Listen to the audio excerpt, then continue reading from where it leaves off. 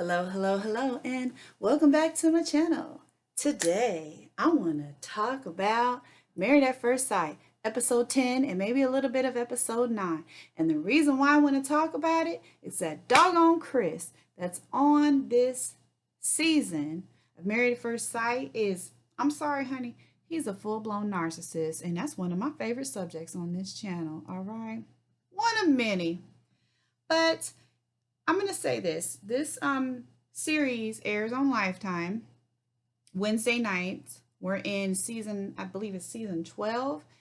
And even if you don't watch Married at First Sight, which is an experiment where three experts that didn't notice Chris was a narcissist, but I digress.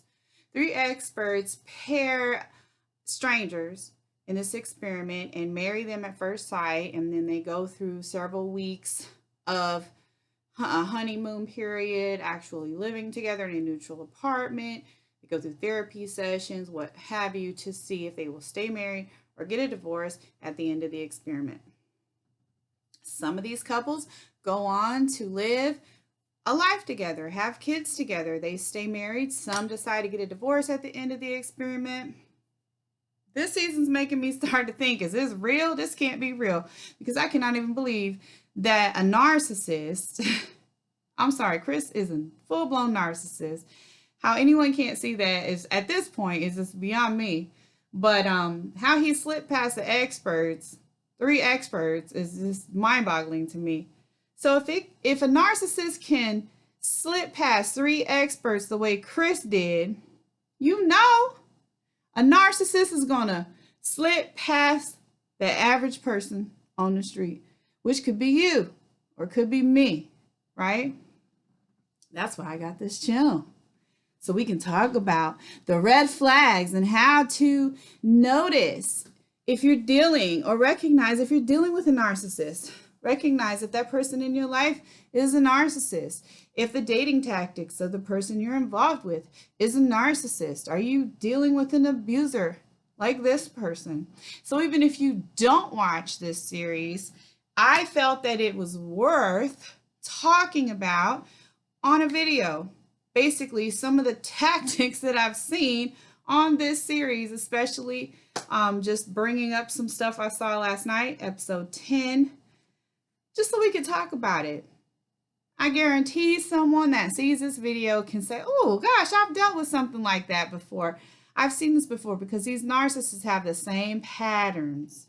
They have the same patterns. It might not be the exact same scenario, but they have the same patterns and the same strategies. And that's why I could watch this and say, look what he's doing. It's just mind-boggling. Okay, I don't want to talk in circles anymore. I just kind of want to get down to what I saw last night that made me want to talk about this. First of all, let's backpedal to last episode 9, okay?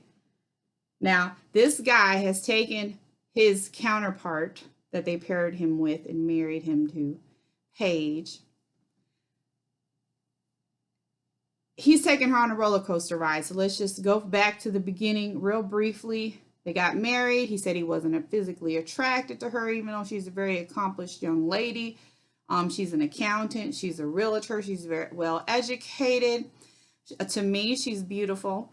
To him, he's saying he's not physically attractive. And honey, he is no prize. Let me just tell you, he has a failed restaurant chain former owner, operator of a Subway. He thinks he's the best thing since sliced bread. I guess they say he's a finance manager or something like that. I digress. He says he's not physically attracted to her.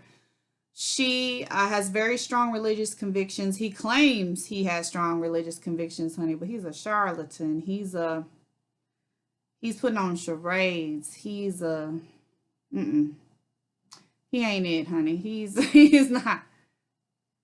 He don't have the same convictions she does. It's an act. And that's common with narcissists. Whatever they claim to be, they act. They might put on airs that they have a lot of money, but when you go digging around their financial statements, you find out they don't.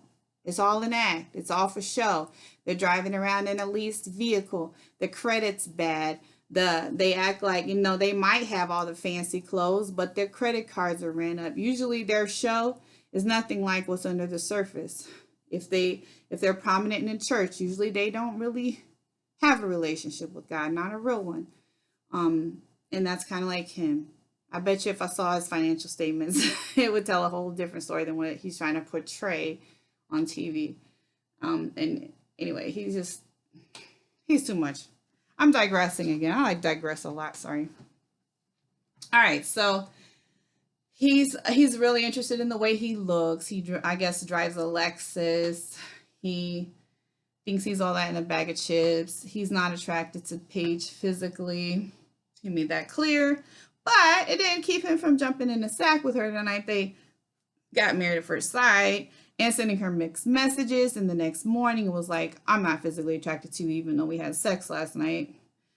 So starting right away with introducing the oxytocin into the relationship so she'd get that chemical bond connection going, get those feelings of trust stirred up in her chemically.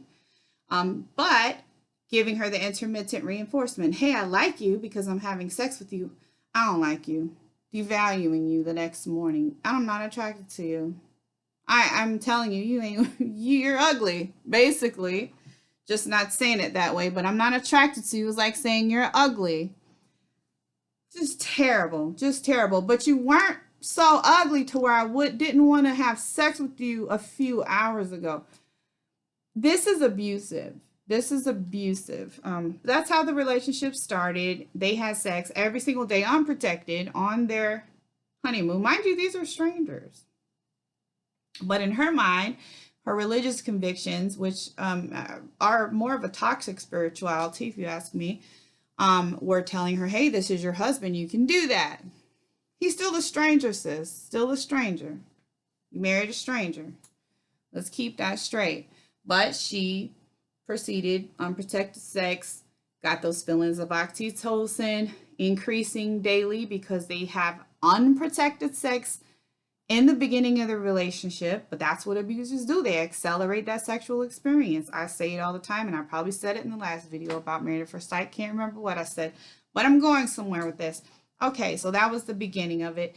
Then he finds out, supposedly, allegedly, his ex-fiance, because he's been engaged like 962 times and he's only like 24 years old. I don't know, 27, something like that.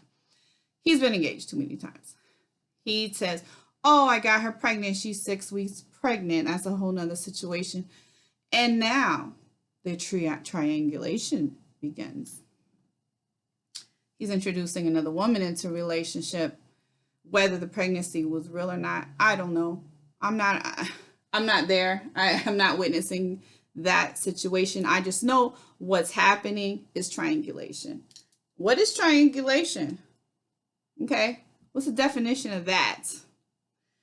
So if we go look it up, it is in psychology. Okay. It's the name for a rather heartless form of manipulation in which one person seeks to control a three-person interpersonal situation for their own benefit. It often involves the use of threats or of exclusion or strategies that aim to divide and conquer. So it's a manipulation strategy that involves three people. Basically, he's pitting Paige against the other girl. The baby mama name is Mercedes. It's a triangulation manipulation tactic. So that's when that enters, and that's something narcissists do. That's when that dynamic enters the scene, right? The triangulation starts.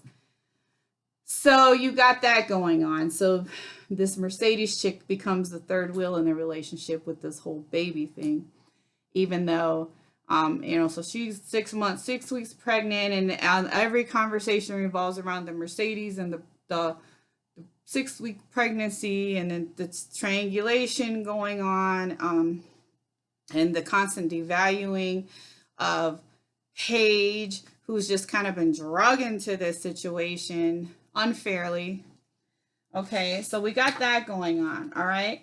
So then, in a later episode, I still haven't gotten to last night's episode yet, but in a later episode, he decides, let's introduce the two. Let's have everybody meet together. Well, that episode, he had the baby mama, quote unquote, and Paige and himself all meet together. Him and the baby mama come out dressed up. Paige is dressed down. She basically didn't get the memo. I'm supposed to dress like I'm going to dinner to have this meeting with the baby mama. It's clearly another triangulation tactic. And hey, look what I can pull. Look at Mercedes. She has on the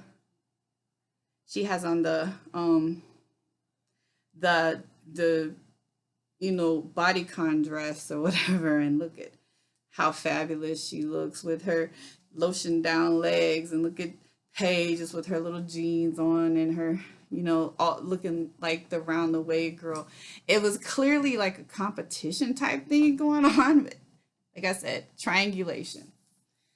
And Chris just sitting there like basically not even engaging in the conversation. Like, what was your whole point of arranging this meeting? Well, he's a narcissist. I mean, he got fuel from that engagement. That was his whole point, There was really nothing else he wanted out of it other than getting the fuel of having those two meet. Probably wanted them to fight each other over him, but they didn't. And he got angry because they didn't turn out the way he wanted it to. Clearly a full-blown narcissist. All right, so then fast forward to last week's episode 9, they decide to hit the reset button on their relationship and start over. Even though the relationship is still crap, nothing's been done to make things better. He still has this third party in the relationship, this baby mama. Nothing's happened with that. What are you resetting? I don't know, but that's what they did. They decided to reintroduce themselves to each other. This is, again, on Chris's part of the positive intermittent reinforcement. He's taking Paige to the casino and having her pull that lever and like, I was ready to exit this situation for my own sanity, but I got a sugar high today. I got some positive intermittent reinforcement. I got to pull the lever and hit a jackpot today. I got a little rush. I got taken to the peak of that mountain today, taken out of the valley. So, ooh, yeah, I want to hit the reset button, even though this relationship is total garbage. But she's in a trauma bond. See what's happened there? She's already in a trauma bond in this short amount of time because he's that good at getting her sucked in. He didn't even love bomb her. He didn't love bomb her. He jumped her straight in the sack. But I guess with Married at First Sight, you don't even have to love bomb someone because they do it for you. You're married. They put you at the altar. They create the atmosphere of the fantasy wedding, and then you get to jump in the sack that night and get that oxytocin going, right? Craziest thing ever. But I hope you're following me with the tactics of this guy, Chris, the narcissist, and how he's getting her into this trauma bond with him. Okay, now let me tell you what happened last night. Crazy, crazy, crazy. I had to write some stuff down so I wouldn't forget. So after episode 9, when I just want to, let's start over. Let's hit the reset button. And she's all like, oh, yeah, let's do it. They go ahead and meet with the counselor last night, episode 10.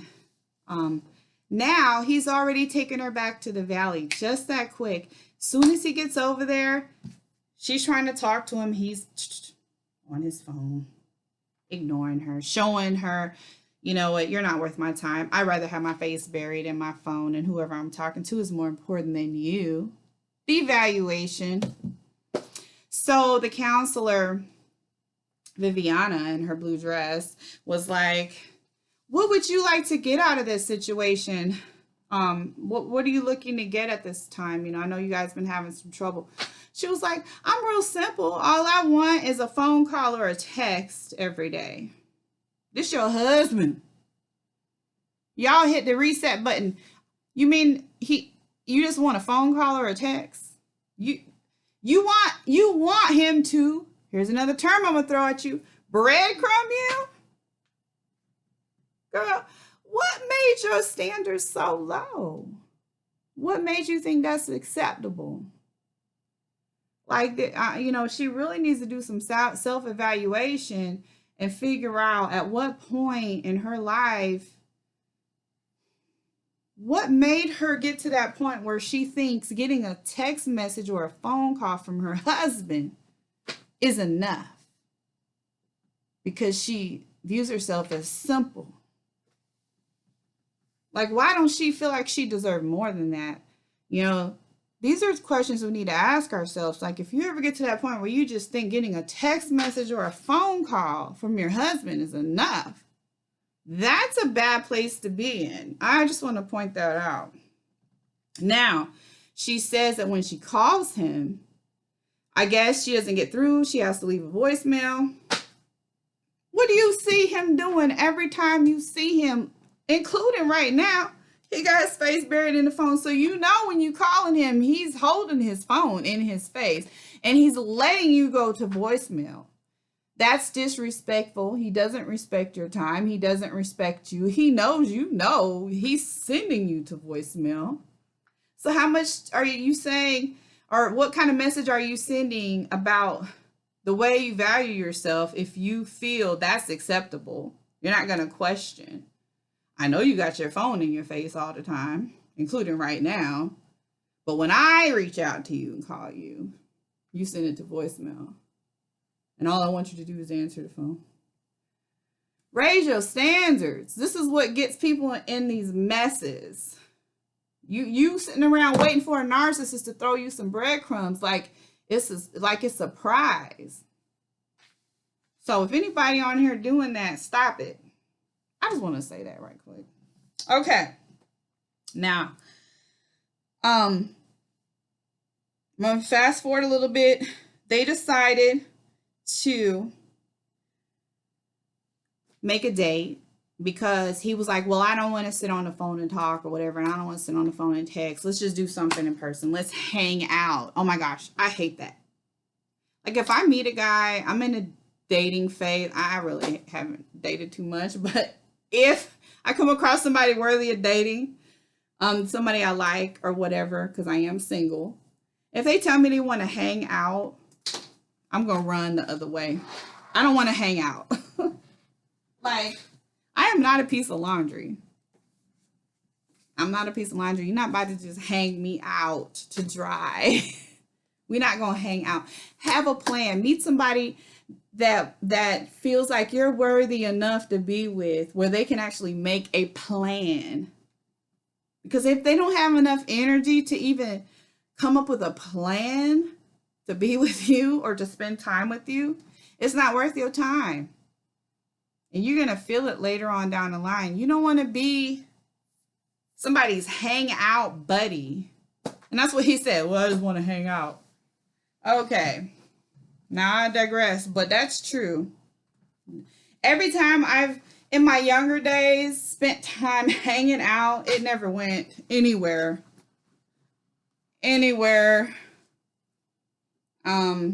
Worth going. So watch for those buzzwords. Hang out. I just want to hang out. Okay, if you're good with just hanging out and you have no goals or aspirations, you don't want, you just want to hang out, then fine. But if you want more in life than to just hang out like a piece of wet laundry on a clothesline, run when some man tells you they just want to hang out. Like, nah, the hanging out ain't gonna get you anywhere. All right, I digress. But so they came up with, Chris, go back to Chris and Paige. They came up with a list of things to do on their hanging out date. One of the things she was like, well, what kind of movies do you like? He was like, action, but you know, it's not going to be action in the movie. It's going to be like us having action. It was like kind of sexual innuendo, if I caught that right. Again, he doesn't respect her. He looks at her as a sex toy. And, you know, it made her blush. Oh, you're so flattered. He looks at you as an object. That's great. But he's a narcissist. He looks at everybody as an object. But I digress again. Next, he was like, oh, let's play basketball. So is she your homeboy now? I mean, I know that's cute. Love and Basketball was like one of my favorite movies. But really? So you want to get to know your wife on the basketball court? You don't want to wine and dine her? You don't want to take her to a picnic on the lake? You don't want to, they're in Atlanta. You don't want to like find things to do around the city? Go to a play? I don't know. You want to go play basketball and have an action movie without the movie. Okay. He's so whack. All right, so let's keep going. But she's like, I just can't with this dude. Then he I don't even remember the other list of stuff he was saying he wanted to do, but they end up fast forwarding to their actual date. He brought her, came to her house. Well, it's not even supposed to be her house. It's supposed to be their neutral apartment they're supposed to be living in together, but he took off by the time they came back from the honeymoon and lives God knows where. He probably lives with Mercedes. I mean, he does what he wants. He doesn't follow any of the rules of the show because he's a narcissist. And narcissists are above the rules. They're above the law. They do what they want. And that's what Chris does. Well, we don't even know where he lives. But she is abiding the rules and she's the good wife and doing everything she's supposed to. She lives in the neutral apartment waiting around on Chris. So he comes there for their date. And what does he do? He brings her some fried chicken. Let me get some water because I'm thirsty. That just made me thirsty just thinking about some fried chicken. Really? You brought your wife some fried chicken and some coleslaw. That's your date. And then he was like, well, I think we should do some Bible study because we haven't been including God in our relationship, and I think that's where we're falling short. Yeah, I mean, that's true. I believe that God should be the third strand in your marriage. I am definitely a 100% Christian, and whenever I get married again, which I will, and it will be to a wholesome man, a God-fearing man, God will be number one head of household. And the way I do believe as a Christian is it should be God, then the man is the covering, and then the woman. Your man should be your covering. The man should be the spiritual leader. Like he should be leading you in spiritual matters. I mean, that's my dream to find that. I haven't yet, but I would love to find that. Oh no, not Chris, honey. He's such a spiritual man, but he wants Paige to be the spiritual leader in the house. So he comes over there and he tells Paige, when they're smacking on his fried chicken, he tells Paige, we need to have Bible study. So are you going to lead? First, he wants her to lead the prayer for dinner. And then he wants her to bust out her Bible and lead this Bible study. She was like, well, you didn't have anything to prepare. It was your idea. He wants her to do everything. Well, I'm going to tell you why. And he was annoyed that she wanted to hold his hand when she prayed over the food. You're supposed to be such a God-fearing man, which, like I said, is not true. It's just a facade. You're supposed to be blessing the food, really. I mean, it's the way God's order of things is supposed to be. If you're not a Christian, it doesn't even matter to you. But these are supposed to be Christian people that I'm talking about. So that's why I'm adding that in here. And he was annoyed that she wanted to hold his hand during prayer. But see, this is what narcissists do. They pick apart every little thing and criticize.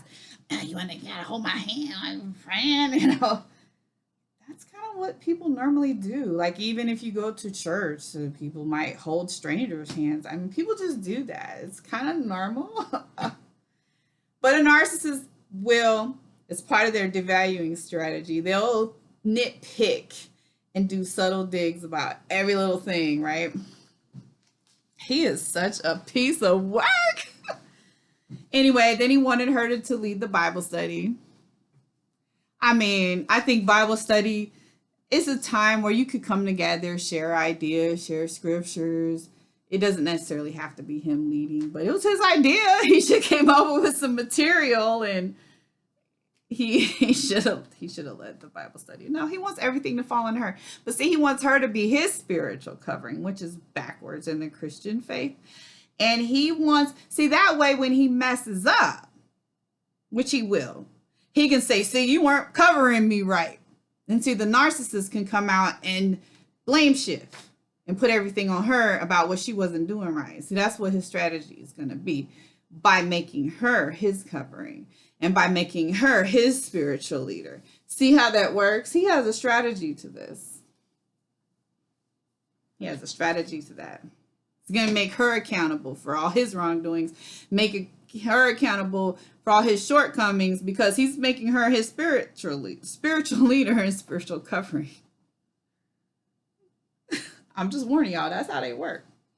Okay, now here is that. This is just the coup de grace. This is just the, if I said that right, this is the icing on the cake for this episode, honey.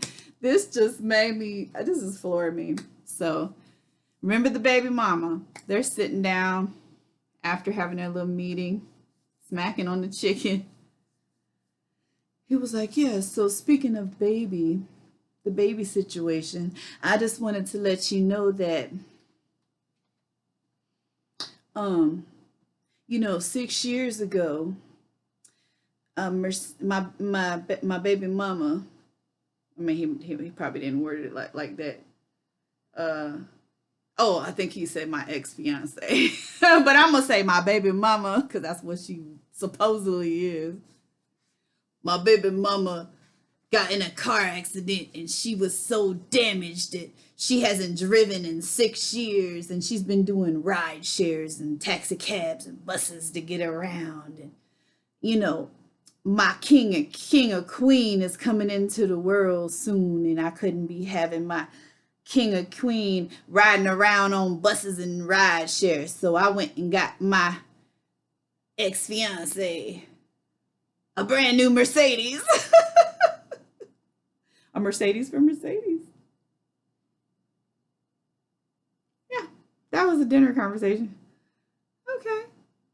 So he's telling his wife he got his ex a brand new Mercedes because he needed the king or queen baby to ride around in a chariot. Now, this dude couldn't even keep his store open. He couldn't even keep his store open because it was a failed business. But you got money to go buy a brand new Mercedes for your ex. So now let's peel back the onion on this. You buying your ex a brand new Mercedes, but you bringing Paige a bucket of chicken for dinner. You can't even take her on a real date. This is supposed to be your wife. And why y'all sitting there smacking on chicken and coleslaw? You breaking the news to her that you just bought your ex a brand new Mercedes, which totally wasn't even called for. If you want your baby to ride in style, let's say this story is even true. Well, I don't believe nothing that comes out of his mouth, but why couldn't you go for a Toyota Camry or something a little bit less over the top? You know what I'm saying? So again, this is where that triangulation comes in. So you're telling Paige, look what I did for my ex. She's so fabulous. She has to ride in a brand new Mercedes. You don't even have a brand new Mercedes. But I got one for my ex. I haven't got you anything more than a bucket of chicken. You're my wife. Triangulation. He's a master manipulator. So That's more devaluation for Paige. How's that supposed to make you feel as a wife? As you sitting there smacking on some chicken and your husband telling you what he did for his ex, he hasn't even taken you on a real date.